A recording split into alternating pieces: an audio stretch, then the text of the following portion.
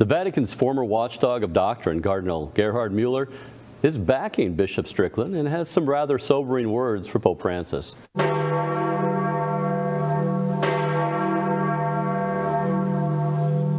Join us with the latest from the Eternal City, Church Militant Rome correspondent, Dr. Jules Gomes. Jules, Cardinal Mueller came out yesterday with encouragement for Tyler, Texas Bishop Joseph Strickland. What is he saying? Brad, Cardinal Gerhard Müller knows what it is to be ousted from your position by Pope Francis. He wrote a very strong article in Cath.net yesterday, and he gave Bishop Strickland this piece of advice: on no account submit your resignation. Let them try and hold you, throw you out, but stick to your guns, because if you resign, Mueller told Strickland, they will just wash their hands off you. Now that's interesting, that part, the quote, wash their hands of it, or wash their hands of it. What is Mueller getting at there? Well, basically, he's saying that the Pope has no authority to take away, Strickland's office, because Strickland has been appointed as shepherd to his people, as successor of the apostles by Jesus. And Pope Francis is crossing his legitimate boundaries when he dares to strip Bishop Strickland of his rightfully inherited position. So now, the subjective and objective part there, we don't want our viewers to think that the Pope doesn't have full, supreme, immediate authority. Mueller and Strickland would both agree that the Pope can use authority to remove Strickland, but he does have to answer to God for using it in an arbitrary manner, and that's what he's getting at, correct? Correct. And to make his point, he went back to history and he cited the example of, what is sometimes known as the Great Schism or the Avignon Schism, when there were three popes all claiming to be the rightful heirs of St. Peter. There was one in Avignon, there was one in Pisa, and there was one in Rome. And this lasted from 1378 to 1470. This, Cardinal Mueller says, was one of the chief causes of the Protestant Reformation. And Mueller warned that, the Pope's arbitrary behavior is very dangerous in the light of what we know from history. So the Avignon papacy, where they're actually abusing the power, they had there also supreme, full, immediate power, but from God's point of view is really what Mueller's speaking about when he draws these limits around the papal authority, correct? Correct. Let me quote from what he says.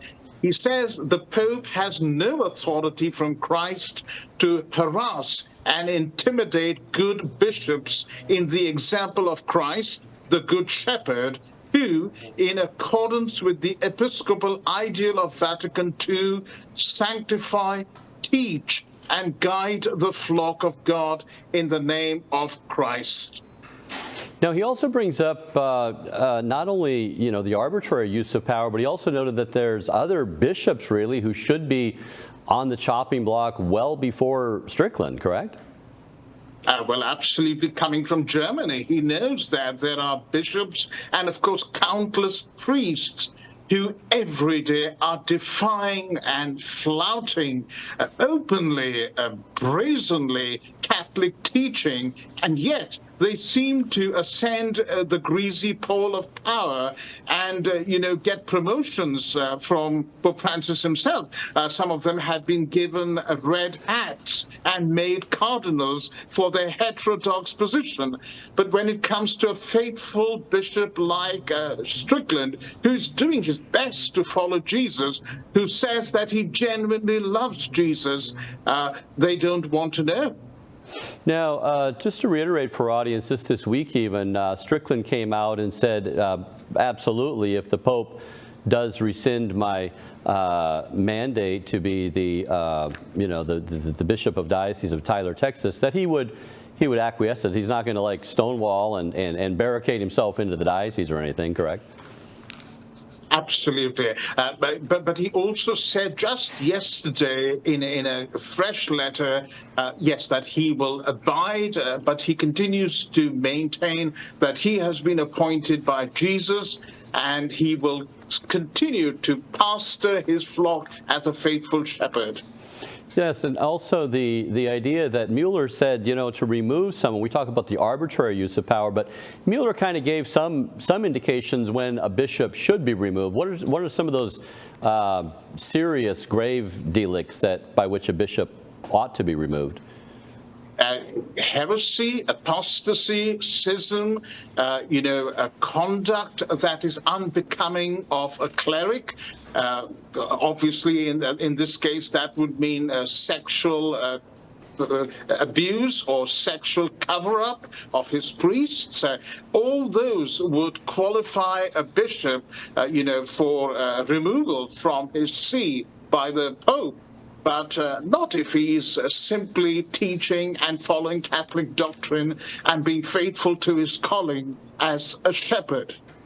Yeah, now, Bishop Strickland did come out, I think we might consider it a bit of an imprudent social media post when he talked about the Pope having a program of sorts to undermine the faith, and Pope Francis might look at that as saying, well, it's just my style of getting the conversation going and allowing people to have full use of the throwing ideas around and all that.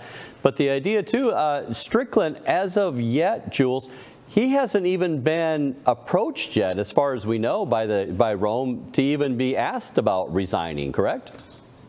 Well, that's precisely what he outlines in the letter he put out yesterday on his website. He says he talks about the visitation that took place a few months ago. He names the two bishops who were sent to investigate him and the diocese. He says he doesn't have the foggiest idea why the visitation took place in the first place. The excuses, the reasons that were given were basically that there is a certain amount of dissatisfaction in the diocese. But then he goes on to say that he was surprised that he had not heard from the Vatican about his current status. What are the results of the visitation? But the Pillar, a Catholic media website, got leaked information from the Dicastery for the Doctrine of the Faith and then broke the story. And that is how Strickland learned that he might be asked to resign. That is how Strickland learned that Pope Francis had a meeting with the prefect of the Dicastery for bishops and the Cardinal, who the Archbishop, who is the Apostolic Nuncio to the United States, Christophe Pierre. And, people would agree, I think, that this is not the best way, either in the secular world and particularly in the church, for a priest or a bishop to be told what his current status in the Vatican is. Yeah, really, read it in the headlines, That's not very charitable, I don't think. Well, it really is. It's so nice when a heavyweight like Cardinal Mueller, former prefect of the Congregation of the Doctrine of the Faith, he's also going to be at the Synod next month. He's been invited to the Synod of Bishops next month. And he comes out to defend a good bishop like Strickland. Pray that things work themselves out and Strickland can remain in office. We so need him in the fight. Jules, thank you so much for bringing us some good news today. Thank you, Brad.